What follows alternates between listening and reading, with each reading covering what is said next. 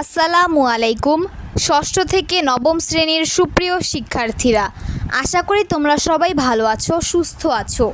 কোটা সংস্কার আন্দোলন 2024 চলমান থাকার কারণে তোমাদের সকল স্কুল, কলেজ ও বিশ্ববিদ্যালয় কার্যক্রম বন্ধ করা হয়েছে। এছাড়াও ষষ্ঠ থেকে নবম শ্রেণীর ষান্মাসিক সামষ্টিক মূল্যায়ন কার্যক্রম ও এইচএসসি পরীক্ষাও স্থগিত করা হয়েছে। কিন্তু তোমাদের স্কুল কবে খুলবে? মূল্যায়ন আবারও কবে থেকে শুরু হবে? স্কুল খোলা হলেও আদৌ কি তোমাদের বাকি মূল্যায়নগুলো আর অনুষ্ঠিত হবে কি না?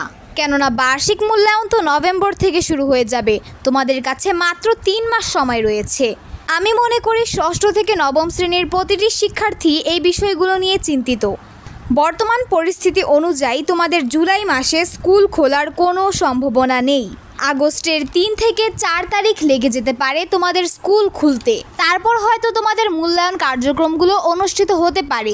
তোমাদের মূল্যায়নগুলো অল্প দিনের মধ্যে শেষ করে হলেও, অর্থাৎ কম বন্ধ দিয়ে হয়তো 10 দিনের মধ্যে পরপর তোমাদের 6টি মূল্যায়ন অনুষ্ঠিত করা হতে পারে।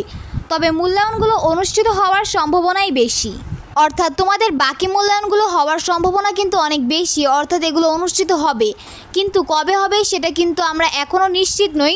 তবে ধারণা করা হচ্ছে আগস্টের 3 থেকে 4 তারিখের পর থেকে তোমাদের এগুলো হতে পারে, কেননা আগস্টের 3 থেকে 4 তারিখের মধ্যে তোমাদের স্কুল খুলতে পারে। তবে এগুলো সম্পূর্ণই নির্ভর করে পরিস্থিতির ওপর। যদি না পরিস্থিতি ভালো হয় তাহলে কিন্তু আরও বন্ধ হতে পারে।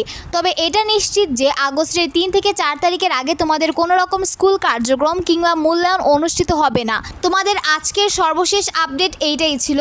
আমি যখনই কোনো নতুন আপডেট পাই তোমাদের জন্য নিয়ে আসি। এই কারণে তোমরা নতুন আপডেট পেতে আমাদের চ্যানেলকে সাবস্ক্রাইব করে রাখতে পারো। ধন্যবাদ।